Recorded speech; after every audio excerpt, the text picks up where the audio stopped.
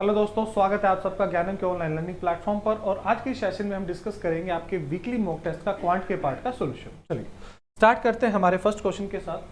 First question में क्या बोला है, a train 75 meter long overtake a person who is walking at the speed of 6 kilometer पर hour in the opposite direction and pass him completely in 7.5 second. देखो 75 metre का distance, 7.5 का मतलब है 15/2।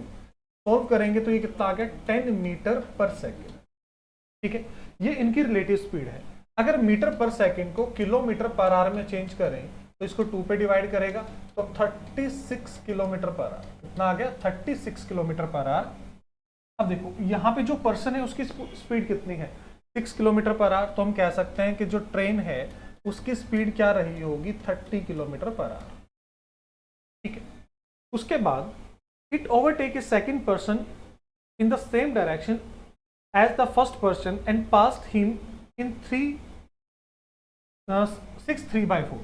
देखो अगर इसको सॉल्व करते हैं 6 3/4 कितना बनेगा, 27/4।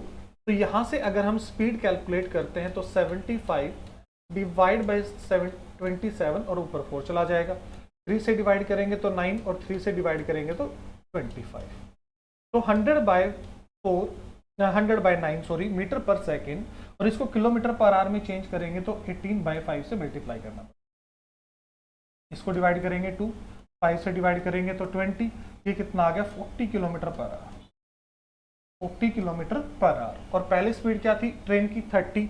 तो पर्सन की स्पीड कितनी रही होगी, 10 किलोमीटर पर आवर। ऑप्शन बी इस क्वेश्चन का राइट आंसर था। चलिए नेक्स्ट क्वेश्चन। नेक्स्ट क्वेश्चन में क्या कह रहे हैं, a machine P can print 1 lakh page in 8 hours। P कितने टाइम में कर रही है, 8 hours में। And Q the same number of pages in 10 hours। और Q ने कितने में किया, 10 hours में। While R can print in 12 hours। और R ने कितने में किया है, 12 में। अगर मैं इन सब का एलसीएम लेता हूं तो एलसीएम कितना होगा, एलसीएम 120 होगा। P की एफिशिएंसी क्या होगी, 15। Q की एफिशिएंसी 12 और R की एफिशिएंसी क्या होगी, 10। All the machines are start at 9 AM and while machine P is close eight 11। मतलब तीनों मशीन ने 37 के एफिशिएंसी से 2 घंटे तो काम किया, मतलब 74 यूनिट तो फिल कर दिया। देखो तो टोटल अभी भी हमारे पास 74 हो गया है। उसके बाद P को क्लोज कर दिया गया, बचा हमारे पास 22 था। और यहाँ से जो टोटल वर्क बचा है वो कितना बचा है, 46 डिवाइड बाय 22। तो अप्रोक्स 2 आवर्स। उसने पूछा था अप्रोक्स कितना टाइम लगेगा। देखो 11 बजे तक चले थे तो 11 बजे के बाद 2 घंटे और आप ऐड कर लो तो कितना टाइम हो जाएगा, दोपहर के 1 बजे, 1 PM। चलिए next question. The ratio of the present age of A and B is 5:1। A और बी की जो प्रेजेंट एज का रेशियो है वो 5:1 है। The ratio of A is 4 years एगो। मतलब अगर ये 5x और ये x है तो 5x - 4 and b is 4 year hence x + 4 1:1 है तो मतलब इक्वल है। अगर मैं इसको इधर ले आऊंगा तो 4x किसके इक्वल, 8 के इक्वल। तो x की वैल्यू क्या हो गई, 2 हो गई। ठीक है, तो मतलब अगर b की एज 2 साल है तो a की एज कितनी है, 10 है। उसके बाद क्या कह रहा है, what is the ratio of a is 4 year hence मतलब 14, b इज 4 years ago। एक सेकेंड, 5:3 है, 5:3 है ये।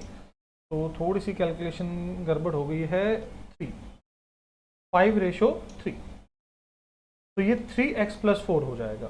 तो 2x की वैल्यू 8, तो x की वैल्यू क्या हो जाएगी, 4 हो जाएगी। x की वैल्यू 4 हो जाएगी हमारी।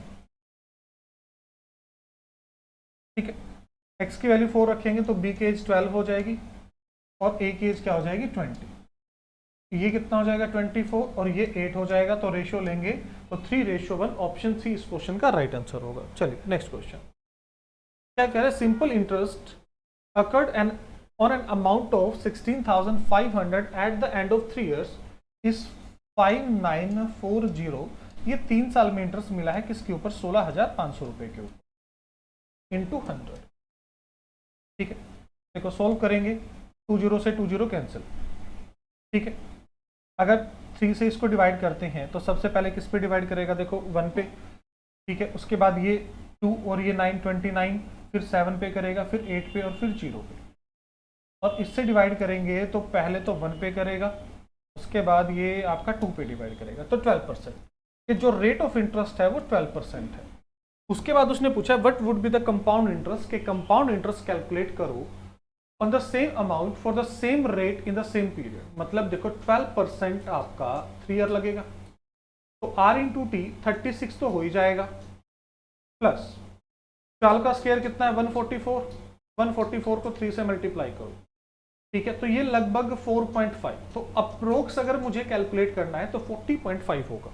कितना होगा 40.5। देखो इसका 10% कितना है 1650 है, मुझे इसका सबसे पहले तो 40% कैलकुलेट करना है जो कि 6600 होगा, और इसका 0% कितना होगा 80, मतलब 6680, उसके आसपास मेरा आंसर होगा। तो ऑप्शन है, ऐसे क्वेश्चनों को हमेशा अप्रोक्स में कैलकुलेट करो, विद इन सेकेंड आपका आंसर आ जाएगा। चलिए next question.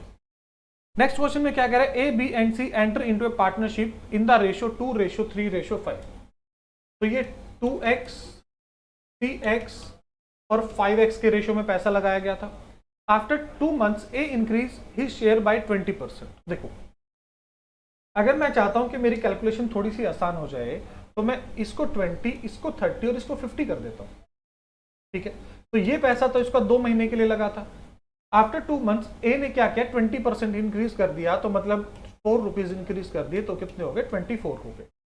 And B bye 10%, इसका 10% कितना होगा 3 हो जाएगा, तो ये 33x हो गया। If the total profit at the end of 1 year, अब देखो 1 साल के बाद, और इसका पैसा तो पूरा 12 महीने के लिए लगा था, तो ये पैसा 10 महीने के लिए लगा, और ये इसका भी पैसा 10 महीने के लिए। ये कितना हो जाएगा देखो 240 प्लस 20 इंटू 240। एक्स को हटाना चाहो तो हटा भी सकते हो, कोई ज्यादा फर्क नहीं पड़ेगा। ये कितना हो जाएगा 330 प्लस 60, और ये कितना हो जाएगा 600। तो फाइनली कितना आ गया 280, 390 और 600। 0 से 0 कैंसिल कर दो, एक्स हटा ही देते हैं क्योंकि कुछ ज्यादा फर्क पड़ेगा नहीं उससे, ठीक है। इवन कैलकुलेशन आपको आसान लगेगी, ठीक है। देखो ये रेशो आ गया। अब वो क्या कह रहे हैं कि सी का शेयर बताओ, सी का शेयर कितना था 60, डिवाइड बाय सब 8 प्लस 9 17, कैरी 1 हो जाएगा, 6 plus 3 9 plus 2 11 plus 1 12 equal to 190500, ठीक है। अब इस नंबर से इसको पूरा पूरा डिवाइड करना पड़ेगा, ठीक है। ये किस नंबर पे डिवाइड होगा वो थोड़ा सा इसमें कैलकुलेशन अब हमें करनी पड़ेगी, और ये किस पे डिवाइड होगा। सबसे पहले तो अगर मैं डिवाइड करता हूं तो 1 पे ही डिवाइड होगा, 1 पे डिवाइड होगा, तो ऑप्शन के हिसाब से भी देखें तो ये लास्ट में 5 है, तो 5 पे ही डिवाइड होना चाहिए, उसके अलावा तो डिवाइड होगा नहीं किसी पे भी। तो 90,000 आपका राइट आंसर आ जाएगा। तो ऑप्शन बी इस क्वेश्चन का राइट आंसर हो। देखो नेक्स्ट क्वेश्चन में क्या कह रहा है, some mangoes are purchase at the rate of 8 for 1 rupees and some mangoes at the rate of 6 for 1 rupee, investment being equal in both cases। देखो इससे पहले जो हमने इस तरह के क्वेश्चन आपने देखे होंगे ना, उसमें क्या होता था क्वांटिटी इक्वल होती थी, बट यहाँ इन्वेस्टमेंट इक्वल है। तो हम कहते हैं कि पहले 8 उसने 1 रुपए के खरीदे, दूसरे 6 उसने 1 रुपए के खरीदे, इक्वल इन्वेस्टमेंट है। तो 14 उसने कितने रुपए के खरीदे हैं 2 रुपए के खरीदे हैं, ठीक है। कितने के खरीदे 2 रुपए के। Now the whole quantity is sold at the rate of 3.5 mangoes per rupee, what is the net price, ठीक है। अब देखो टोटल उसने कितने परचेज किए थे 14, और ये पर में कितने का सेल कर रहा है 1.35। इसको सोल्व करेंगे तो 4 में सेल करेगा, तो 2 रुपए के खरीद के 4 में सेल कर रहा है, तो मतलब 100% प्रॉफिट ले रहा है। चलिए next question. The ratio between male and female in a city is 3:7। Male और फीमेल अगर ये 300 है तो इसको 700 मान लो। The children percentage among the male and female of the city is 25% and 30%। इसका 25% कैलकुलेट करूंगा तो 75, इसका 30% कैलकुलेट करूंगा तो 210, ठीक है। If the number of adult mail in the city, देखो अगर 75 मेल है तो मतलब जो 225 बचे हैं वो मेरे क्या है एडल्ट है, मतलब 18,000 आ गए। तो 1 की वैल्यू क्या आ जाएगी डिवाइड बाय 225, और उसने बोला कि टोटल बताओ, टोटल जो कि हमने 1000 मान रखे थे। 25 से डिवाइड करूंगा तो इसको 40 पे डिवाइड करेगा, ये 9 से डिवाइड करेंगे तो इसको डिवाइड कर देगा 2000, तो 80,000 ऑप्शन बी इस क्वेश्चन का आपका राइट आंसर आ जाएगा। चलिए नेक्स्ट क्वेश्चन क्या कह रहे हैं, Shalini present age is 5 times of her daughter present age. देखो शालिनी की जो एज है वो 5 टाइम्स है अपनी बेटी की एज का, and the ratio between Shalini age and her father age. ये शालिनी की डॉटर, ये शालिनी के फादर, ये कितना है 2:5, मतलब इसके फादर की एज 5 है तो ये कितना हो जाएगा 2। ऊपर मल्टीप्लाई करेंगे ये कितना हो जाएगा, देखो 10, ये 25 और ये 2। If the average age of all 6 year hence was 43। देखो 43 इंटू 3 129 है। ये कब है 6 ईयर हैंस, आज से 6 साल बाद, तो इसमें से -18 कर दो तो ये कितना आ गया। आज के दिन उन तीनों का जो टोटल सम है वो 111 है, और यहां से मैं बात करूं तो 37 की वैल्यू 111, तो 1 की वैल्यू क्या आ गई 3 आ गई।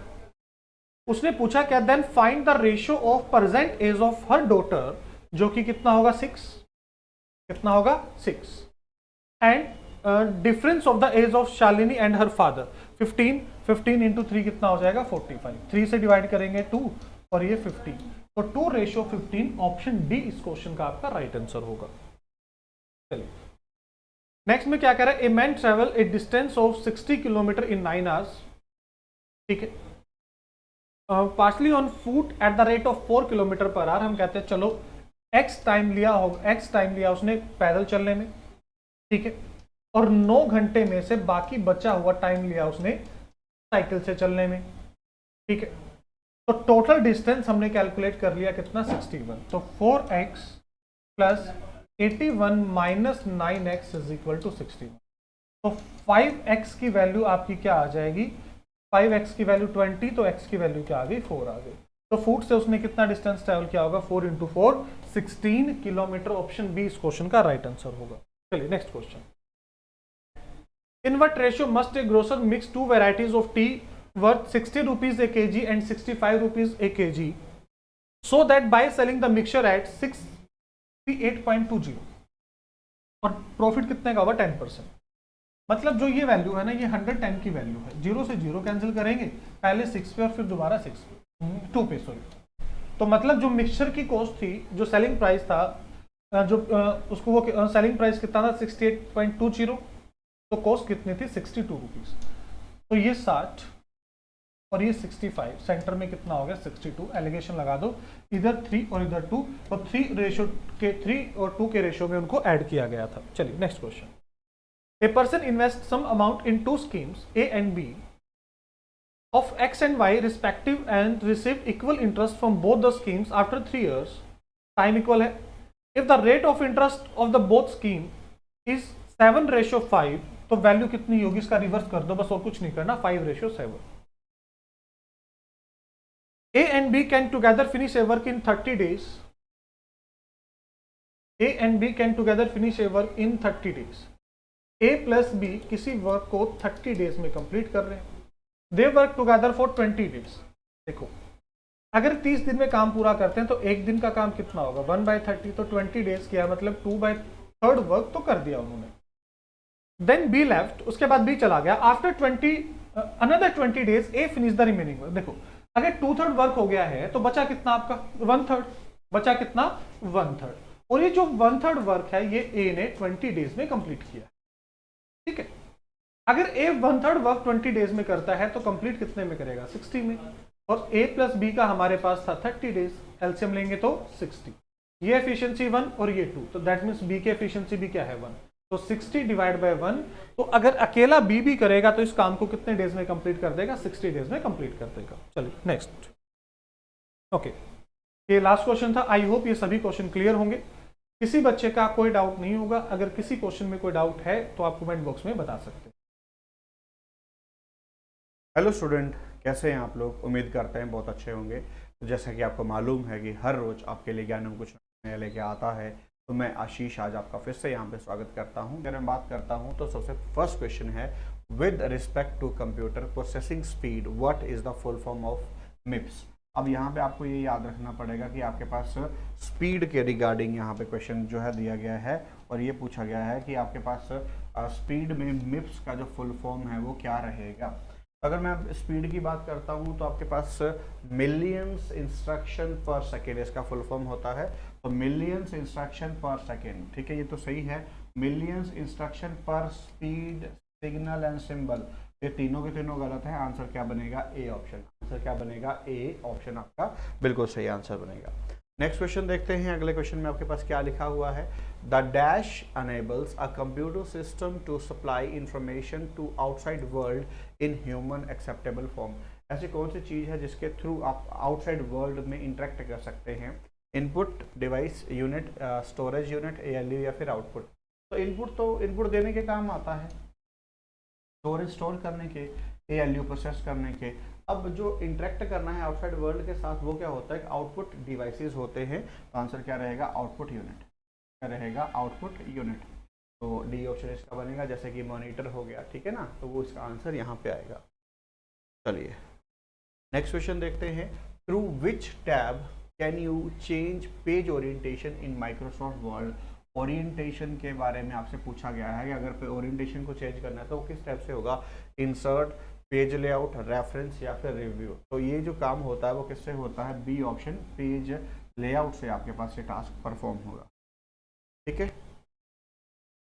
नेक्स्ट देखते हैं। विच of the following statement is true about the dot matrix printer.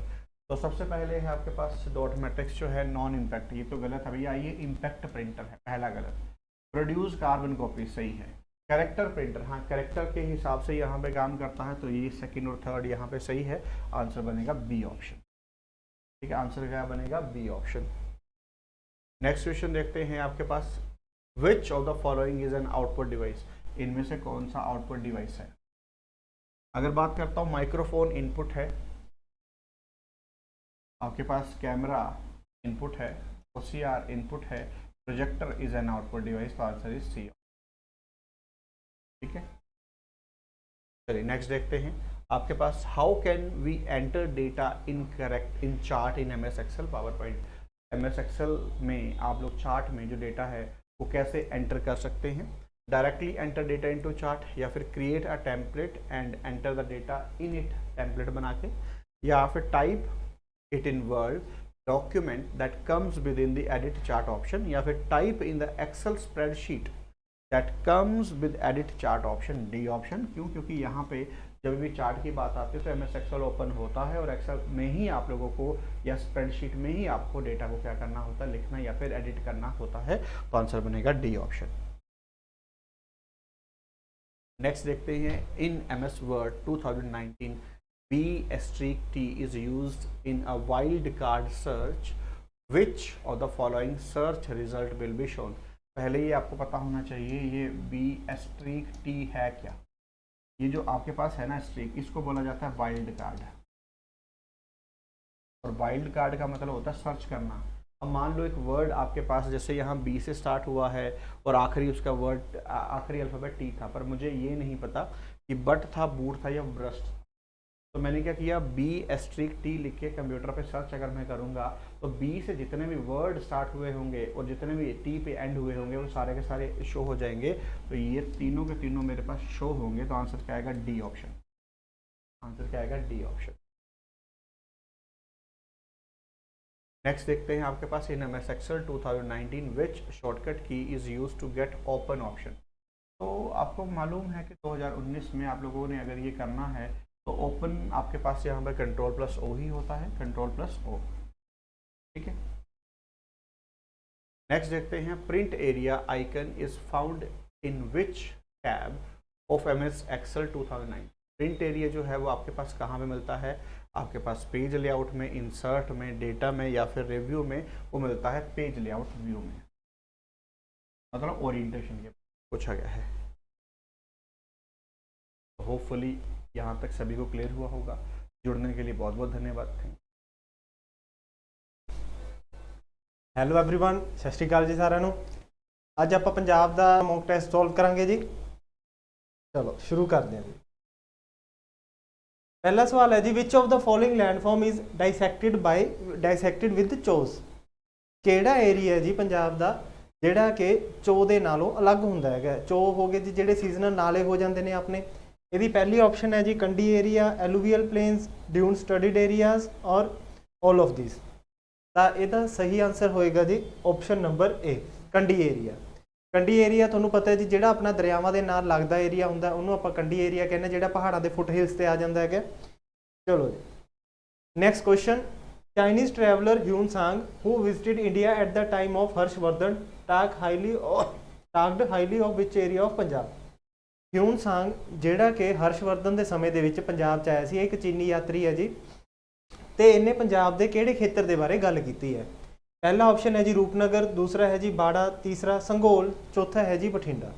ਇਹਦਾ ਸਹੀ ਉੱਤਰ ਹੋਏਗਾ ਜੀ ਆਪਸ਼ਨ ਨੰਬਰ ਸੀ, ਸੰਘੋਲ। ਤੁਹਾਨੂੰ ਪਤਾ ਹੈ ਜੀ ਸਤੁਦਰੀ ਜਾਂ ਸਤਲੁਜ ਰਿਵਰ ਨੂੰ ਆਪਣੇ ਜਿਹੜਾ ਹੈ ਇਸ ਰਿਗਵੇਦੀ ਕਾਲ ਦੇ ਵਿੱਚ ਸ਼ਤੁਦਰੀ ਵੀ ਕਿਹਾ ਜਾਂਦਾ ਸੀ, ਤੇ ਇਹਦੇ ਜਿਹੜਾ ਹੈ ਇਹਦੇ ਰਾਜਧਾਨੀ ਦੇ ਕੋਲ ਹੀ ਜਿਹੜਾ ਹੈ ਸੰਘੋਲ ਬਸਿਆ ਹੋਇਆ ਹੈਗਾ, ਸਰਹੰਦ ਦੇ ਨੇੜੇ। ਠੀਕ ਹੈ ਜੀ, ਤੇ ਇਹਦੇ ਕਰਕੇ ਹੀ ਜਿਹੜਾ ਹੈ ਅਸ਼ੋਕਾ ਦੇ ਸਮੇਂ ਦੇ ਵਿੱਚ ਇੱਥੇ ਕਈ ਸਾਰੇ ਸਤੂਪਾ ਵੀ ਬਣਾਏ ਗਏ ਨੇ ਜੀ। ਸਤੂਪਾ ਤੁਸੀਂ ਪੜ੍ਹਿਆ ਹੋਏਗਾ, ਜਿੱਥੇ ਵੀ ਬੁੱਧ ਧਰਮ ਦੇ ਨਾਲ ਦੇ ਕੋਈ ਧਾਰਮਿਕ ਸਥਾਨ ਬਣਦਾ ਸੀ ਉੱਥੇ ਇੱਕ ਸਤੂਪਾ ਬਣਾ ਦਿੰਦੇ ਸੀ, ਸੈਮੀ ਮੋਡ ਸੈਮੀ ਹੈਮੀਸਫੇਰਿਕਲ ਸ਼ੇਪ ਦਾ ਜਿਹੜਾ ਹੁੰਦਾ ਸੀਗਾ, ਗੁਲਾਈ ਜੀ ਦੀ ਛੱਤ ਹੁੰਦੀ ਸੀਗੀ, ਉਹ ਬਣਾਏ ਜਾਂਦੇ ਸੀਗੇ। ਤੇ ਉਹ ਵੀ ਜਿਹੜਾ ਹੈ ਹਿਊਨ ਸਾਂਗ ਨੇ ਭਾਰਤ ਦੇ ਵਿੱਚ ਵਿਜ਼ਿਟ ਕੀਤੇ ਨੇ। ਹਿਊਨ ਸਾਂਗ ਭਾਰਤ ਦੇ ਵਿੱਚ ਜਿਹੜਾ ਹੈ ਬੁੱਧ ਧਰਮ ਦੀ ਸਟੱਡੀ ਕਰਨ ਲਈ ਹੀ ਆਇਆ ਸੀ। ਠੀਕ ਹੈ ਜੀ, ਚਲੋ ਜੀ next question, battle of Mudki Sikh forces ਦੇ ਵਿਚਕਾਰ ਤੇ ਅੰਗਰੇਜ਼ਾਂ ਦੇ ਵਿਚਕਾਰ ਲੜੀ ਗਈ ਹੈ ਜੀ। ਇਹਨਾਂ ਦੇ ਵਿੱਚੋਂ ਸਿੱਖ ਫੋਰਸਿਸ ਦੀ ਅਗਵਾਈ ਕਿਹਨੇ ਕੀਤੀ ਹੈ? ਸਿੱਖ ਸੈਨਾ ਦਾ ਸੈਨਾਪਤੀ ਕਿਹੜਾ ਸੀ? ਪਹਿਲਾ ਆਪਸ਼ਨ ਹੈ ਜੀ ਲਾਲ ਸਿੰਘ, ਤੇਜ ਸਿੰਘ, ਸ਼ਾਮ ਸਿੰਘ ਅਟਾਰੀਵਾਲਾ ਤੇ ਰਣਜੋਤ ਸਿੰਘ। ਇਹ ਤੁਹਾਨੇ ਸੁਣਿਆ ਹੋਏਗਾ ਜੀ, ਆਪਣੀ ਜਿਹੜੀ ਪਹਿਲੀ ਐਂਗਲੋ ਸਿੱਖ ਵਾਰ ਹੋਈ ਹੈ, ਪਹਿਲੀ ਐਂਗਲੋ ਸਿੱਖ ਵਾਰ ਦੇ ਵਿੱਚ ਜਿਹੜਾ ਹੈ ਬੈਟਲ ਆਫ ਮੁਦਕੀ ਜਾਂ ਮੁਦਕੀ ਦਾ ਯੁੱਧ ਹੋਇਆ, ਇਹਦੇ ਵਿੱਚ ਜਿਹੜਾ ਸਿੱਖ ਸੈਨਾ ਦੀ ਅਗਵਾਈ ਕੀਤੀ ਸੀ ਉਹ ਕੀਤੀ ਸੀ ਜੀ ਲਾਲ ਸਿੰਘ ਨੇ। ਨੈਕਸਟ ਕੁਐਸਚਨ ਜੀ, Who among the following founded the Nirankari movement in Punjab? Punjab ਦੇ ਵਿੱਚ ਨਿਰੰਕਾਰੀ ਮੂਵਮੈਂਟ ਦੀ ਸ਼ੁਰੂਆਤ ਕਿਸਨੇ ਕੀਤੀ ਸੀ? ਪਹਿਲਾ ਆਪਸ਼ਨ ਹੈ ਜੀ ਬਾਬਾ ਦਿਆਲ ਦਾਸ, ਸ਼ਿਵਦਿਆਲ, ਬਾਬਾ ਦਰਬਾਰਾ ਸਿੰਘ, ਰਤਨ ਸਿੰਘ। ਇਸ ਦਾ ਸਹੀ ਉੱਤਰ ਹੋਏਗਾ ਜੀ ਆਪਸ਼ਨ ਨੰਬਰ ਏ, ਬਾਬਾ ਦਿਆਲ ਦਾਸ। ਨਿਰੰਕਾਰੀ ਮੂਵਮੈਂਟ ਤੁਹਾਨੂੰ ਪਤਾ ਜੀ ਸਿੱਖ ਰਿਫਾਰਮ ਮੂਵਮੈਂਟ ਸੀ, ਜਿਹਦੇ ਵਿੱਚ ਕੀ ਹੈ ਸਿੱਖ ਧਰਮ ਨੂੰ ਆਪਦੀਆਂ ਮੁੱਢਲੀਆਂ ਸਿੱਖਿਆਵਾਂ ਵੱਲ ਲੈ ਕੇ ਜਾਣ ਦੀ ਗੱਲ ਕੀਤੀ ਗਈ ਹੈ।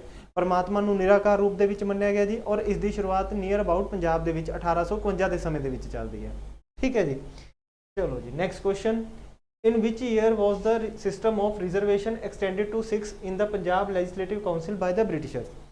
ਪੰਜਾਬ ਦੀ ਜਿਹੜੀ ਲੈਜਿਸਲੇਟਿਵ ਕਾਉਂਸਿਲ ਹੈ ਜੀ, ਇਹਦੇ ਵਿੱਚ ਸਿੱਖਾਂ ਨੂੰ ਜਿਹੜੀ ਰਿਜ਼ਰਵੇਸ਼ਨ ਹੈ ਇਹ ਅੰਗਰੇਜ਼ਾਂ ਨੇ ਕਦੋਂ ਦਿੱਤੀ ਸੀ? 1919 ਦੇ ਵਿੱਚ, 1909, 1932 ਜਾਂ 1935? ਇਸ ਦਾ ਸਹੀ ਉੱਤਰ ਹੋਏਗਾ ਜੀ ਆਪਸ਼ਨ ਨੰਬਰ ਏ, 1919। ਤੁਹਾਨੂੰ ਪਤਾ ਹੋਏਗਾ ਜੀ ਪੋਲਿਟੀ ਦੇ ਵਿੱਚ 1919 ਦੇ ਵਿੱਚ ਆਉਂਦੇ ਨੇ ਜੀ ਭਾਰਤ ਦੇ ਵਿੱਚ ਮੌਂਟੈਗਿਊ, ਚੈਮਸਫੋਰਡ ਰਿਫਾਰਮਸ। ਮੌਂਟੈਗਿਊ ਉਸ ਸਮੇਂ ਦੇ ਆਪਣੇ ਭਾਰਤ ਦੇ ਸੈਕਟਰੀ ਆਫ ਸਟੇਟ ਨੇ ਜੀ, ਅਤੇ ਚੈਮਸਫੋਰਡ ਨੇ ਜਿਹੜੇ ਇਹ ਭਾਰਤ ਦੇ ਉਸ ਸਮੇਂ ਦੇ ਵਾਈਸਰੋਏ ਨੇ।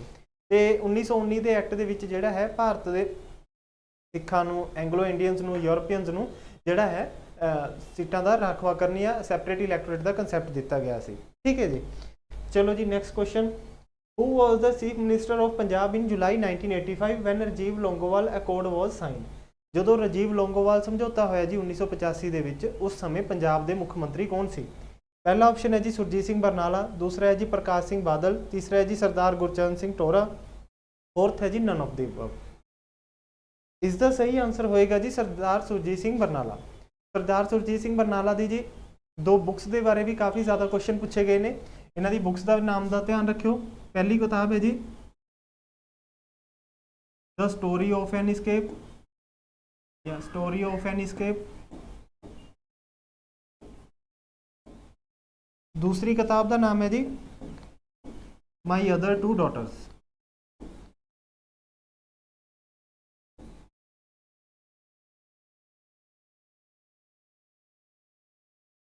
ठीक है जी, नेक्स्ट क्वेश्चन जी, who laid the foundation stone of Durgiana Mandir? Durgiana मंदिर का नींह पत्थर किसने रखा? महाराजा रणजीत सिंह, मदन मोहन मालवीय, लाला लाजपत राय या गुरु गोबिंद सिंह जी? ਇਸ ਦਾ ਸਹੀ ਉੱਤਰ ਹੋਏਗਾ ਜੀ ਮਦਨ ਮੋਹਨ ਮਾਲਵੀਆ।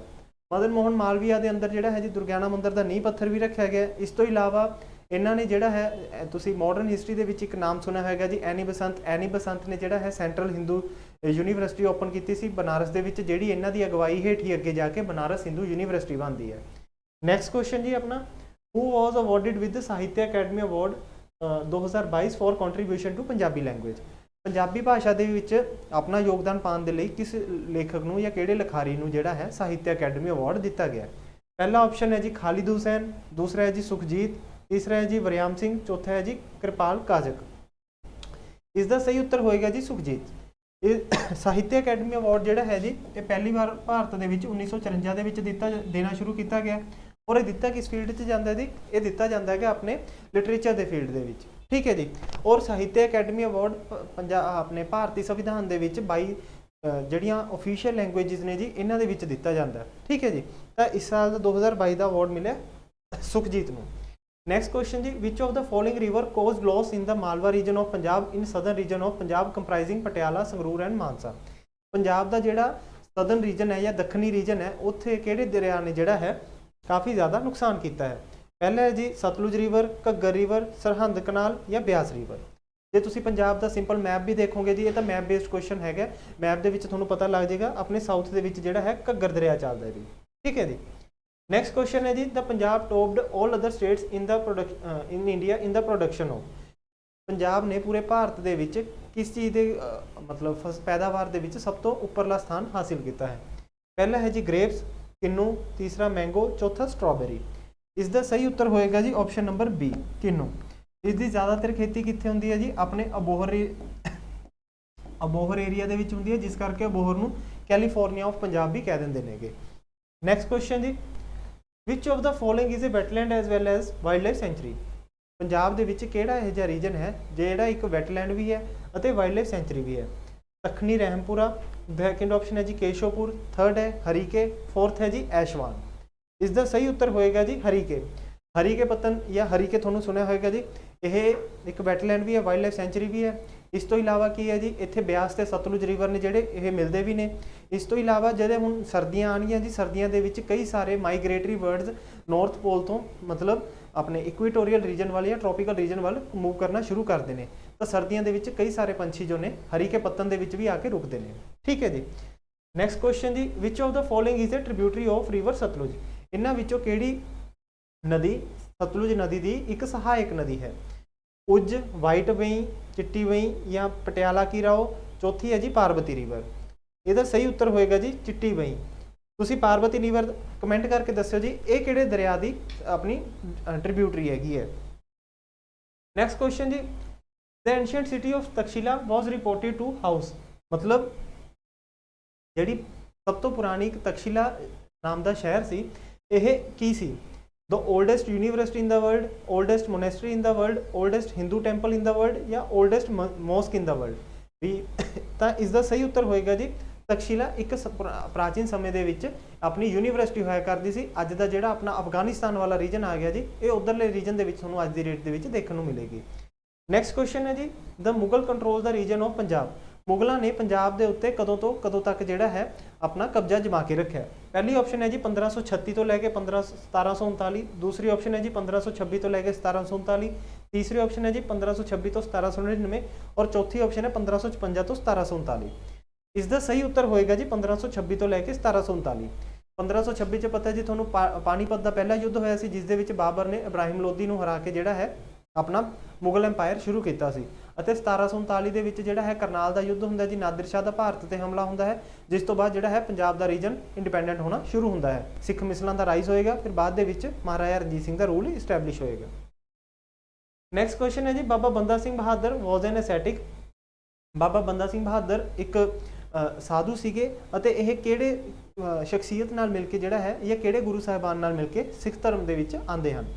ਪਹਿਲਾ ਹੈ ਜੀ who converted to Sikhism after meeting Guru Hargobind ji. Second option ਹੈ ਜੀ who converted to Sikhism after meeting Guru Har Rai ji. Third option ਹੈ ਜੀ who converted to Sikhism after meeting Guru Tegh Bahadur ji. Fourth option ਹੈ ਜੀ who converted to Sikhism after meeting Guru Gobind Singh ji. ਤਾਂ ਇਸ ਦਾ ਸਹੀ ਉੱਤਰ ਹੋਏਗਾ ਜੀ ਗੁਰੂ ਗੋਬਿੰਦ ਸਿੰਘ ਜੀ। ਤੁਸੀਂ ਇੱਕ ਚੀਜ਼ ਦਾ ਕਮੈਂਟ ਕਰਕੇ ਆਨਸਰ ਦੇਣਾ ਜੀ ਕਿ ਗੁਰੂ ਗੋਬਿੰਦ ਸਿੰਘ ਜੀ ਦੇ ਨਾਲ ਮਿਲਣ ਤੋਂ ਬਾਅਦ ਜਦੋਂ ਇਹ ਬਾਬਾ ਬੰਦਾ ਸਿੰਘ ਬਹਾਦਰ ਸਿੱਖ ਧਰਮ ਦੇ ਵਿੱਚ ਆਏ ਤਾਂ ਇਹਨਾਂ ਦਾ ਨਾਮ ਬਦਲ ਕੇ ਕੀ ਰੱਖਿਆ ਗਿਆ? ਨੈਕਸਟ ਕੁਐਸਚਨ ਜੀ, ਪੰਜਾਬ ਵਾਜ਼ ਅਨੈਕਸਡ ਬਾਈ ਬ੍ਰਿਟਿਸ਼ ਈਸਟ ਇੰਡੀਆ ਕੰਪਨੀ ਬਾਈ। ਪੰਜਾਬ ਦੇ ਉੱਤੇ ਅੰਗਰੇਜ਼ਾਂ ਦਾ ਕਬਜ਼ਾ ਕਦੋਂ ਹੋਇਆ? the Treaty of Amritsar in 1849, Treaty of Lahore in 1849, Treaty of Lahore in 1869 और फोर्थ है जी Treaty of Amritsar in 1846। Second Anglo Sikh ਯੁੱਧ ਤੋਂ ਬਾਅਦ ਜਦੋਂ ਅੰਗਰੇਜ਼ਾਂ ਨੇ ਭਾਰਤ ਪੰਜਾਬ ਦੇ ਉੱਤੇ ਕਬਜ਼ਾ ਕੀਤਾ ਜੀ ਤਾਂ ਲਾਹੌਰ ਦੀ ਸੰਧੀ ਕੀਤੀ ਗਈ ਸੀ ਤੇ ਲਾਹੌਰ ਦੀ ਸੰਧੀ ਹੋਈ ਹੈ 1849 ਦੇ ਵਿੱਚ। 1848 ਤੋਂ 49 ਆਪਣਾ ਸੈਕਿੰਡ ਐਂਗਲੋ ਸਿੱਖ ਯੁੱਧ ਦਾ ਸਮਾਂ ਚੱਲੇਗਾ। ਉਸ ਸਮੇਂ ਪੰਜਾਬ ਦੇ ਜਿਹੜੇ ਮਹਾਰਾਜਾ ਸੀ ਮਹਾਰਾਜਾ ਦਲੀਪ ਸਿੰਘ ਸੀ। ਸੋ ਅੱਜ ਦੀ ਕਲਾਸ ਦੇ ਵਿੱਚ ਗਾਈਜ਼ ਇੰਨਾ ਹੀ, ਨੇ ਮਿਲਦੇ ਹਾਂ ਜੀ ਨੈਕਸਟ ਕਲਾਸ ਦੇ ਵਿੱਚ। Mumps is the disease caused by fungus, bacterium, virus, none of this. इसका सही आंसर होएगा जी वायरस। ठीक है जी। नेक्स्ट क्वेश्चन जी, most abundant tissue of our body are, A option muscular, second है जी स्केलेटल मसल, थर्ड है जी एपिथेलियल, फोर्थ है नर्वस। इसका सही आंसर है जी मस्कुलर। नेक्स्ट क्वेश्चन जी, which among the following is richest source of ascorbic acid, Apple, been, carrot और गुआवा।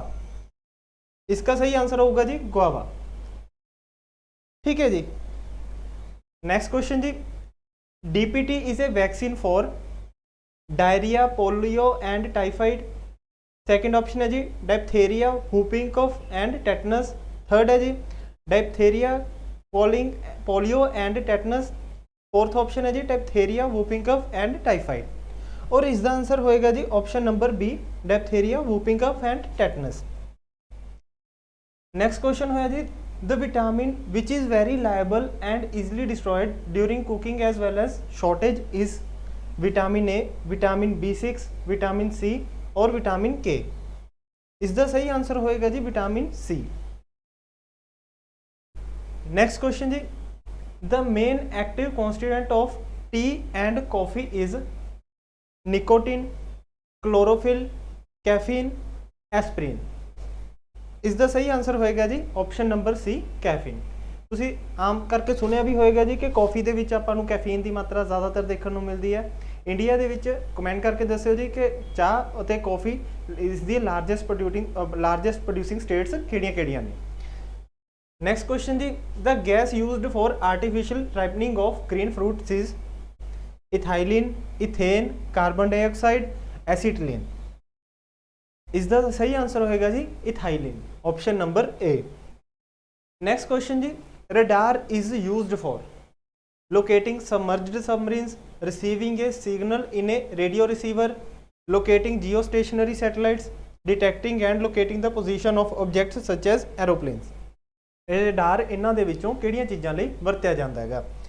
इसका सही आंसर होएगा जी detecting and locating the position of objects such as aeroplanes. इस तो इलावा कई बार जिहड़े हवाई जहाज हुंदे ने जी एरोप्लेन हुंदे ने, इस कुछ क मिसाइलां हुंदियां ने, उन्हां नूं भी चैक करन लई रडार दी वरतों कीती जांदी है। ठीक है जी। नैक्सट क्वेश्चन जी, sound of frequency below 20 hertz is called audio sounds, infrasonic, ultrasonic, supersonic. इसका सही आंसर होएगा जी infrasonic, option number B. Next question होया जी अपना, material for rainproof coats and tents owe their waterproof properties to surface tension, viscosity, specific gravity, elasticity. इसका सही answer होएगा जी सरफेस टेंशन। ठीक है जी। नेक्स्ट क्वेश्चन आया जी अपना, विच of the following is the lightest gas. इन्हां विचों किहड़ी गैस सब तो हल्की है? Nitrogen, hydrogen, ammonia, carbon dioxide. और इसका सही आंसर होएगा जी हाइड्रोजन। नेक्स्ट आंसर आया जी, क्वेश्चन आया जी अपना, government launched which special mission for developing the semiconductors and display manufacturing ecosystem in India. Bharat सरकार ने किहड़ा इहो जिहा मिशन चलाया जिहदे विच सैमीकंडक्टर ते इन्हां दा जिहड़ा है डिस्प्ले मैन्युफैक्चरिंग मतलब इन्हां दी मैन्युफैक्चरिंग नूं डिस्प्ले किया जाऊगा। पहला ऑप्शन है जी mission silicon India, mission semiconductors, India semiconductor mission. Fourth है जी प्रोजेक्ट सिलिकॉन वेंचर्स। इसका सही आंसर होएगा जी option number C India semiconductor mission. Semiconductor basically वो चीज़ होगी जी जो किसी चीज़ के विचों आपां करंट पास करिए तो वो थोड़ी जी मैगनेट की प्रॉपर्टी मतलब मैगनेट की तरह एक्ट करन लग जाए, उस चीज़ को आप सैमीकंडक्टर की चीज़ कह सकते हैं। ठीक है जी। नेक्स्ट क्वेश्चन है जी, the ministry of electronics and information technology has approved setting up of India's first graphene innovation centre in which state? Tamil Nadu, Telangana, Maharashtra और केरला। इसका सही आंसर होएगा जी option number D, Kerala. Next question जी, which country recently declared koala as an endangered species? Philippines, Australia, New Zealand, Japan. इसका सही answer होएगा जी ऑप्शन नंबर बी। कई बार तुसी फॉरेस्ट फायर्स के बारे सुनिया होगा जी, जंगलों में जो अग लगती है। आस्ट्रेलिया जो पहला थोड़े 1-2 साल पहला जो आस्ट्रेलिया के अग लगी सी, तो उत्थे ये छोटा जिहा भालू हुंदा जी कोआला नाम का, तो उत्थे जिहड़ा है इन्हां दी काफ़ी ज़्यादा जिहड़ा है मास डिस्ट्रक्शन हुई सी, क्योंकि काफ़ी सारा इन्हां दा हैबिटेट या इन्हां दा रहन वाली थां जिहड़ी है वो डिस्ट्रॉय हो चुकी सी। ठीक है जी। नेक्स्ट क्वेश्चन है जी, dash become the first country to issue certificate for unmanned aircraft vehicles to operate in the civilian air space? Option A जी इजराइल, स्वीडन, फ्रांस और नॉर्वे। इसका सही आंसर होएगा जी ऑप्शन नंबर ए, इजराइल। ठीक है जी। नेक्स्ट क्वेश्चन आया जी अपना, who was the governor general of India during the time of सिपाही म्यूटनी? सिपाही म्यूटनी बेसिकली आप रिवोल्ट ऑफ 1857 ही कह दें जी। 1857 की क्रांति आप सिपाही म्यूटनी भी कह दें जी। इंडिया की आज़ादी की पहली लड़ाई, फर्स्ट वॉर ऑफ इंडिपेंडेंस भी कह दें। तो उस समय भारत के जोड़े गवर्नर जनरल से उन्होंने नाम से जी लॉर्ड कैनिंग। ठीक है जी। नेक्स्ट क्वेश्चन आया जी अपना, GST was passed as which of the following constitution amendment act? GST ਨੂੰ ਲੈ ਕੇ ਆਉਣ ਦੇ ਲਈ ਭਾਰਤ ਸਰਕਾਰ ਨੇ ਕਿਹੜਾ ਸੰਵਿਧਾਨ ਸੰਸ਼ੋਧਨ ਐਕਟ ਪਾਸ ਕੀਤਾ ਸੀ? 120ਵਾਂ, 101, 99 ਜਾਂ 75ਵਾਂ? ਇਸ ਦਾ ਸਹੀ ਆਨਸਰ ਹੋਏਗਾ ਜੀ option number B, 101 amendment act.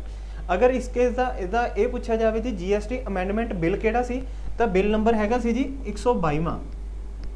GST का बिल नंबर सी 122वां, बट कॉन्स्टिट्यूशन अमेंडमेंट एक्ट आया जी 101 नंबर का, और इसका साल सी जी 2016। 101 अमेंडमेंट एक्ट 2016 के विच पास किया गया जी। नैक्सट क्वेश्चन है जी, which of the following is not among the slabs of tax under GST? GST ਦੇ ਵਿੱਚ ਇਹਨਾਂ ਵਿੱਚੋਂ ਕਿਹੜੀ ਸਲੈਬ ਨਹੀਂ ਹੈਗੀ? 5%, 12%, 18% ਤੇ 9%। ਇਸ ਦਾ ਸਹੀ ਆਨਸਰ ਹੋਏਗਾ ਜੀ option number D, 9%।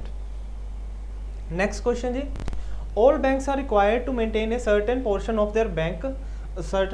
their net demand and time liabilities with the RBI in the form of cash. The ratio is also known as repo rate, reverse repo rate, statutory liquidity ratio SLR, cash reserve ratio CRR। ਬੈਂਕਾਂ ਨੂੰ ਆਪਣੇ ਕੋਲ ਜਿਹੜਾ time deposit ਜਾਂ demand deposit ਦੇ ਵਿੱਚ ਪੈਸਾ ਪਿਆ ਹੁੰਦਾ, ਉਹਦੇ ਵਿੱਚੋਂ ਕੁਝ ਕੁ ਹਿੱਸਾ ਜਿਹੜਾ ਹੈ RBI ਦੇ ਵਿੱਚ ਰੱਖਣਾ ਪੈਂਦਾ ਹੈ ਪੈਸੇ ਦੇ ਫਾਰਮ ਦੇ ਵਿੱਚ। ਠੀਕ ਹੈ ਜੀ। ਤਾਂ ਉਹਨਾਂ ਵਿੱਚੋਂ ਉਹ ਕਿਹੜੀ ਰੇਟ ਹੈਗੀ ਹੈ ਜਿਹਦੇ ਥਰੂ ਇਹ ਰੱਖਦੇ ਨੇਗੇ, ਤੇ ਇਸ ਦਾ ਸਹੀ ਆਨਸਰ ਹੋਏਗਾ ਜੀ CRR, ਕੈਸ਼ ਰਿਜ਼ਰਵ ਰੇਸ਼ੋ। ਠੀਕ ਹੈ ਜੀ। ਕੈਸ਼ ਰਿਜ਼ਰਵ ਰੇਸ਼ੋ ਦੇ ਵਿੱਚ ਪੈਸਾ ਜਿਹੜਾ ਹੈ ਸਿਰਫ ਔਰ ਸਿਰਫ ਕੈਸ਼ ਦੀ ਫਾਰਮ ਦੇ ਵਿੱਚ ਹੀ ਰੱਖਿਆ ਜਾਏਗਾ। ਕਲੀਅਰ ਹੈ ਜੀ। ਨੈਕਸਟ ਕੁਐਸਚਨ ਜੀ, the repo rate is decided by which of the following? repo rate ਨੂੰ ਇਹਨਾਂ ਦੇ ਵਿੱਚੋਂ ਕਿਹਦੇ ਦੁਆਰਾ ਨਿਸ਼ਚਿਤ ਕੀਤਾ ਜਾਂਦਾ ਹੈ? ਪਹਿਲਾ ਆਪਸ਼ਨ ਜੀ prime minister of India, governor of RBI, union finance minister, और लास्ट है जी मिनिस्ट्री मॉनेटरी पॉलिसी कमेटी। इसका सही आंसर आएगा जी monetary policy committee. Monetary policy committee का कमेंट करके दस्यो जी कि ਇਹਦੇ ਵਿੱਚ ਕਿੰਨੇ ਮੈਂਬਰਾਂ ਦੀ ਬॉडी है, ਇਹਦੇ ਵਿੱਚੋਂ ਕਿੰਨੇ ਮੈਂਬਰ ਨੇ ਜਿਹੜੇ ਸਰਕਾਰ ਦੁਆਰਾ ਲਗਾਏ ਜਾਂਦੇ ਨੇ ਅਤੇ ਕਿੰਨੇ ਮੈਂਬਰ ਨੇ ਜਿਹੜੇ RBI ਦੁਆਰਾ ਲੱਗਦੇ ਨੇਗੇ। ਨੈਕਸਟ ਕੁਐਸਚਨ ਜੀ, the Reserve Bank of India hiked the repo rate on May 4 by 40 basis point, taking it to 4.40% with the immediate effect, which was the main objective of this hike। मतलब repo rate ਵਧਾਇਆ, मतलब RBI द्वारा repo rate ਨੂੰ 40% ਜਾਂ 40 basis point तक ਵਧਾਇਆ ਗਿਆ। ਇਸ ਨੂੰ ਵਧਾਉਣ ਦਾ ਮੇਨ ਰੀਜ਼ਨ ਕੀ ਸੀ? to rein in the increasing inflation, to boost the economic growth, to allow banks to do more lending, to enable banks to lower the lending rate। इसका सही आंसर होएगा जी option number A, to rein the increasing inflation। मतलब ਆਪਾਂ ਨੇ ਮਹਿੰਗਾਈ ਤੇ ਪਕੜ ਨੂੰ ਜਾਂ ਰੋਕ ਲਗਾਣੀ ਸੀ। ਠੀਕ ਹੈ ਜੀ। ਨੈਕਸਟ ਕੁਐਸਚਨ ਆਇਆ ਜੀ ਆਪਣਾ, US Federal Reserve hiked its benchmark interest rate on May 4 by a rare half percentage point। Where are the headquarters of the US Federal Reserve System? जिस तरह भारत का RBI बैंक है जी, RBI का headquarter ਤੁਹਾਨੂੰ ਅੱਜ ਦੀ ਡੇਟ ਦੇ ਵਿੱਚ ਬੰਬੇ ਦੇ ਵਿੱਚ ਦੇਖਣ ਨੂੰ ਮਿਲੂਗਾ, ਬੰਬੇ ਜਾਂ ਮੁੰਬਈ ਦੇ ਵਿੱਚ। ਬਟ ਅਮਰੀਕਾ ਦਾ ਜਿਹੜਾ ਸੈਂਟਰਲ ਬੈਂਕ ਹੈ ਉਸ ਦਾ ਨਾਮ ਹੈ US ਫੈਡਰਲ ਰਿਜ਼ਰਵ। ਇਹਦਾ ਹੈਡਕੁਆਟਰ ਪੁੱਛਿਆ ਗਿਆ ਜੀ ਵੀ ਕਿਹੜੇ ਜਗ੍ਹਾ ਦੇ ਉੱਤੇ ਹੈਗਾ। ਪਹਿਲੀ ਆਪਸ਼ਨ ਜੀ ਨਿਊਯਾਰਕ, ਸੈਕੰਡ ਸ਼ਿਕਾਗੋ, ਥਰਡ ਹੈ ਜੀ ਵਾਸ਼ਿੰਗਟਨ DC, ਫੋਰਥ ਹੈ ਲਾਸ ਐਂਜਲਸ। इस दा सही आंसर है जी वाशिंगटन डीसी। ठीक है जी, वाशिंगटन डीसी अमरीका की राजधानी भी आ गई। At which place the Indian coast guard commission its second air squadron 845 squadron on May 4। ठीक है जी, इस दा सही ऑप्शन है जी पणजी, कोची, त्रिवेंद्रम और नवी मुंबई। और इस दा सही आंसर है जी option number B, Kochi. Next question आया जी अपने को, a Kerala fintech company open financial technology private limited has become India's 100th unicorn company. What type of company is it. ठीक है जी, मतलब भारत का जिहड़ा 100वां यूनिकॉर्न कंपनी बनी है उन्होंने विचों वो किहड़ी तरह की कंपनी है। पहला है जी neo bank, B option virtual bank, C option digital bank और लास्ट ऑप्शन है जी ऑल ऑफ दिस। इसका सही आंसर होएगा जी all of this. Next question आया जी अपने को, ICGS Kamala Devi built by garden reach ship builder and engineers limited Kolkata was inducted in Indian coast guard on May 2 in Kolkata. What type of vessel is it. Offshore patrol vessel, fast patrol vessel, offshore gun boat, fourth है जी light submarine. इसका सही answer होएगा जी fast patrol vessel. ठीक है जी, next question. सो अज की class के guys इन्ना ही, मिलते हैं जी नैक्सट क्लास के। हेलो स्टूडेंट, कैसे हैं आप लोग। उम्मीद करते हैं बहुत अच्छे होंगे। जैसे कि आपको मालूम है कि हर हफ्ते आपके लिए एक मॉक टेस्ट आता है, तो मैं आशीष आज आपका फिर से यहाँ पे स्वागत करता हूँ। सबसे पहले आपके पास ये एक छोटा सा पजल है जिसको कि आप लोगों ने चेक करना है। क्या लिखा है, 6 person PQRSTU are residing in the same apartment. आपके पास 6 पर्सन है PQRST and U same apartment में रहते हैं। आउट ऑफ 6 पर्सन, 6 में से 3 आर जज, 1 पेंटर एंड 1 ड्रामेटिस्ट। ठीक है, आपके पास ये है। इन द ग्रुप आपके पास क्या है, देयर आर 2 मैरिड कपल, 2 क्या है मैरिड कपल हैं, 2 are married couple. No member in the group is painter और ड्रामेटिस्ट। तो कोई भी जो है नो मेल मेंबर, जो तो मतलब पेंटर भी फीमेल है और ड्रामेटिस्ट क्या है आपके पास, ये उसने साफ तौर पे आपके पास बोला है। अब जो जो इन्फॉर्मेशन है वो लिख लेता हूँ। 3 क्या है जज हैं, ठीक है, और आपके पास यहाँ पे क्या है, एक पेंटर है और ड्रामेट,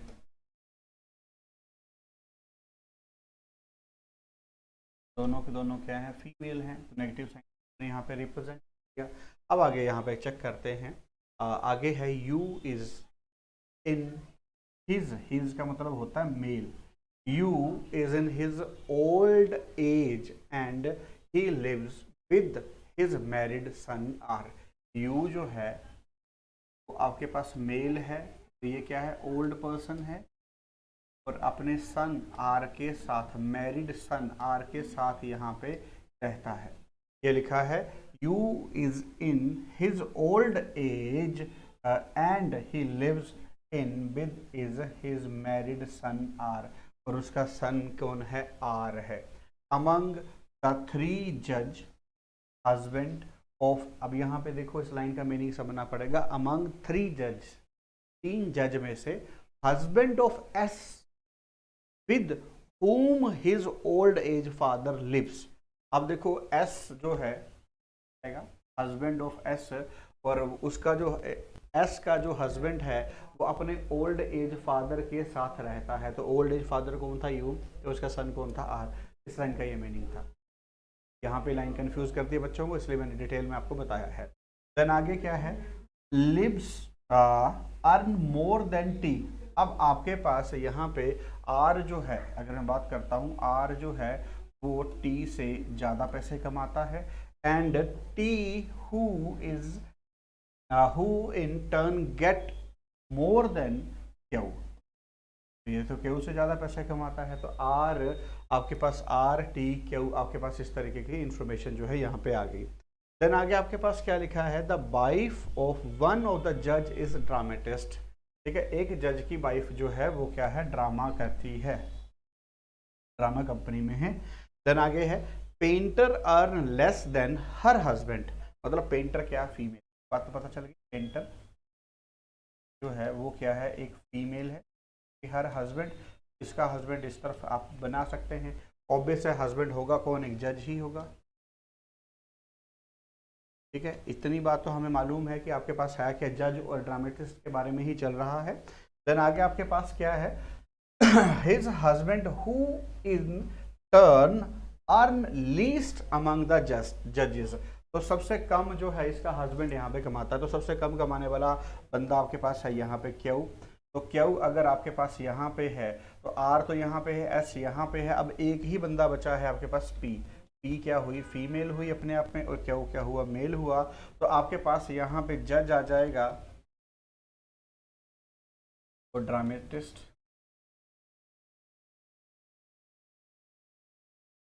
ठीक है, अब आखिरी में आपके पास क्या लिखा हुआ है, the dramatist earn least in the group. सबसे कम आपके पास यहाँ पे जो है पैसे कमाती है। तो अगर मैं आगे आपके पास यहाँ पे बात करता हूँ, अगर टोटल बंदे 6 थे तो 1 2 3 4 5, अब एक बंदा बचा है, वो कौन बचा है, टी। तो टी के बारे में अभी आपको कुछ पता, तो टी को आप लोग यहाँ पे खाली छोड़ सकते हैं। अब सबसे पहले अब T who earn get more money, अब यहाँ पे भी आ गया है। 6 बंदे थे जिसमें कि आपके पास 3 जज थे, 2 ये थे। ठीक है ना, तो एक जज आ गया, दूसरा जज आ गया, तो टी भी अपने आप में क्या होगा, जज ही होगा। होपफुली बात क्लियर है। ठीक है, सबसे पहला क्वेश्चन, हु इज अनमैरिड जज इन द ग्रुप। तो अनमैरिड जज एक ही था, वो था बी, मतलब टी। नेक्स्ट आपके पास who is the husband of dramatist. ठीक है, तो ड्रामेटिस्ट का हस्बैंड जितना मेरे को याद है आर था, और फिर भी एक बार कंफर्म कर लीजिए आप लोग, आर ही होना चाहिए, आर था। ठीक है, नेक्स्ट ये रहा। अगला क्वेश्चन है, who among the following get the highest salary. Highest salary तो सबसे पहले थी आर की, आर ही आपके पास यहाँ पे आंसर आ जाएगा। नेक्स्ट अगर आगे मैं बात करता हूँ, who is the dramatist in the group, तो वो आर और एस, तो ड्रामेटिस्ट एस था। नेक्स्ट आपके पास which of the following pair is the female member in the group. तो फीमेल मेंबर एक तो पी थी और दूसरी थी एस, तो पी और एस जो था डी ऑप्शन में। ठीक है, चलिए नेक्स्ट क्वेश्चन की तरफ आते हैं। अगला क्वेश्चन कोडिंग डिकोडिंग का है, तो अगले क्वेश्चन में चेक करते हैं 3 2 5। तो इसका कोड क्या दे रखा है यहाँ पे, 3 2 5 means play with tact, play with tact. ठीक, नेक्स्ट है 7 1 5 means copy cope with stress, and 7 4 9 means stress and strain.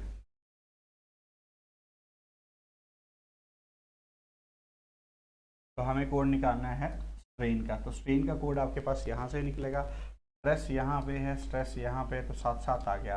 तो स्ट्रेन का कोड 4 और 9, आइदर 4 और 9, ए ऑप्शन आपके पास आंसर, इधर 4 और 9। नेक्स्ट क्वेश्चन देखते हैं, अगला है साइलोजिज्म से। ऑल फ्लावर आर, सारे के सारे फ्लावर क्या हैं, के अंदर है, रूम के अंदर। And some room are window, some room are window. And all card are window, सारे के सारे card.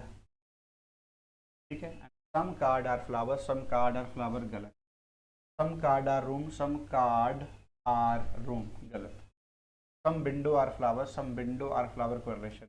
All card are room, all card are room, गलत। चारों के चारों अगर गलत हैं तो आइदर आपके पास होता है पर ऑप्शन में नहीं है, तो आंसर आएगा नन फॉलोअर्स। नेक्स्ट क्वेश्चन अब यहाँ पे चेक करते हैं। तो अगर मैं यहाँ से अगर यहाँ तक की बात करता हूँ तो कितने का गैप आपको दिख रहा है, 20.5 का। आगे अगर यहाँ से यहाँ देखता हूँ तो 22.5 का। आगे यहाँ देखता हूँ तो आपके पास 24.5 का। तो अगर यहाँ पे करेंगे तो 162.5 आंसर आ जाएगा, 1.5 you will get your answer. ठीक है, इस तरीके से आंसर आ जाएगा। चलिए नेक्स्ट क्वेश्चन की बात करता हूँ। अब अगला क्वेश्चन है, student line up in a queue in which Ashish stand 15th from the left.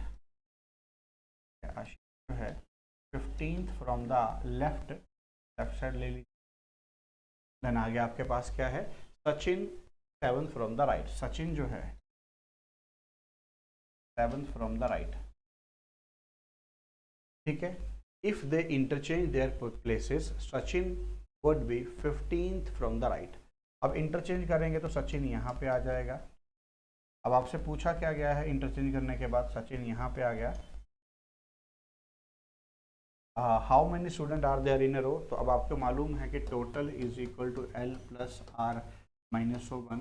Left side से 15 है, राइट साइड से है माइनस, आपके पास टोटल इज इक्वल, आपके पास सी ऑप्शन जो है डायरेक्ट आ जाए। नेक्स्ट क्वेश्चन देखते हैं। अगले क्वेश्चन में क्या है, इफ जून फॉल 24 जून जो है 2021 तो आपके पास क्या है थर्सडे। तो आपसे पूछा गया है 24 जून 2019, 24 जून 2019 को क्या था, मतलब ये पूछा गया है 21 था, यहाँ पे 20 आया होगा, 20 से पीछे 19 आया होगा। अब देखो 20 जो है वो एक लीप ईयर था, तो लीप ईयर जब भी पार करते हो तो एक दिन एक्स्ट्रा पार करना पड़ता है। तो यहाँ पे क्या रहा होगा मंडे, यहाँ पे रहा होगा ट्यूसडे, तो यहाँ पे वेडनेसडे छोड़ के तभी तो थर्सडे आया होगा, है ना। तो आपके पास आंसर क्या बन जाएगा, मंडे। डायरेक्ट आंसर निकाल, ठीक है ना। चलिए ये रहा नेक्स्ट क्वेश्चन। अगला क्वेश्चन क्या है आपके पास, Rohan start for morning walk toward west and west की तरफ गया से 1 kilometre, then turn his left and walk 600 metre, left लिया उसने 600 metre, then turn left and walk 1.3 kilometre, 1.3, again he turn right and walk 600 metre, यहाँ से right लिया और 600 मीटर, ठीक है। Further in which direction he is moving now, तो अभी कौन सा डायरेक्शन में मूव कर रहा है, साउथर्न साइड। अभी कौन डायरेक्शन से मूव कर रहा है, साउथर्न साइड आपके पास मूव कर रहा है, तो आंसर इज डी ऑप्शन, ठीक है। नेक्स्ट क्वेश्चन देखते हैं। अगला क्या है, Asha is taller than Babu, Asha is taller than Babu, ठीक है, but shorter than Chetan, Dimple is taller than Isha. Isha who is taller than Chetan. Dimple who is taller than Isha and Isha who is taller than Chetan. और डिम्पल, ठीक है। अगर मैं बात यहाँ पे करता हूँ तो आपके पास पूछा गया है who is tallest person in the group, तो आपके पास डिम्पल यहाँ पे है, आंसर बनेगा, ठीक है।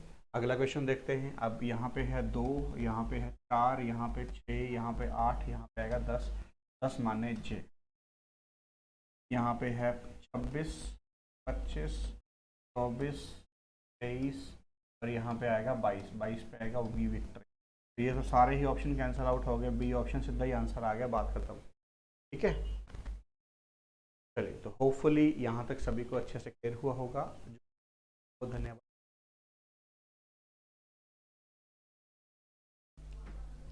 Hello everybody, welcome to this session by Gyanam. I am Piyush Sardana, your budding English language teacher. We are to the English section of this mock. Let's try what we have in store for this. आपके पास एक cloze test आया जिसकी directions हैं। A decade ago, a financial crisis dashed Bangkok. It swept भी है, ये past में चल रहा है तो ये भी पास्ट में होगा। A decade ago, a financial crisis hit Bangkok. In the last, अब देखो अगला क्या है, during the next 15 months it swept through, ये यहां से भी होकर गुजरा, through Kuala Lumpur, Jakarta, Hong Kong and Seoul, as Asian countries borrowed and spent beyond their means. Tens of thousands lost their jobs, abandoned half built buildings, छोड़ी हुई आधी बनी हुई buildings throughout Asian cities stood, क्योंकि scene चाहिए तो वहां पे कैन बी सीन चाहिए, stood as reminders of the shattered hopes not only of distinguished entrepreneurs but also incompetent workers. यहां तक क्लियर? अभी करेक्ट मीनिंग निकालना इडियम्स का जो इटैलिक्स में दिए हैं या फिर अंडरलाइन दिए हैं। Caesar was done to death by the conspirators. मतलब Caesar was murdered. Next, his boss was always breathing down his neck. अब ये देखो, बॉस उसका अब्यूज कर रहा था, सारे देख रहा था, लाउडली उस पर वो कर रहा था, या फिर गिविंग हिम स्ट्रेनियस वर्क. अब वो बोल रहा है ब्रीदिंग डाउन हिज नेक, सांस ले रहा था उसकी नेक के नीचे. मतलब इसका मतलब हुआ कि वो पर्सन उसके नेक से नीचे सब कुछ ऐसे देख रहा, जैसे ब्रीद हमारे साथ चलती है नेक के, वो पर्सन भी सब कुछ देख रहा था. तो watching all his actions closely. He is not worth his salt if he fails at his junction. मतलब वो वर्थ हिज सॉल्ट नहीं है, मतलब जो नमक हरामी की है, वो जो हमने उसको नमक खिलाया, खाना खिलाया, वो उसके काबिल नहीं है, वो वर्थलेस होगा. After having finish the last project I find myself at a loose end. कहता लास्ट प्रोजेक्ट करने के बावजूद भी मैं अपने आप को एक लूज एंड पर पा रहा हूं. लूज एंड का मतलब क्या हो गया कि मैं, ऐसा लग रहा है कि मैंने कुछ किया ही नहीं है जिंदगी में. Nothing to do.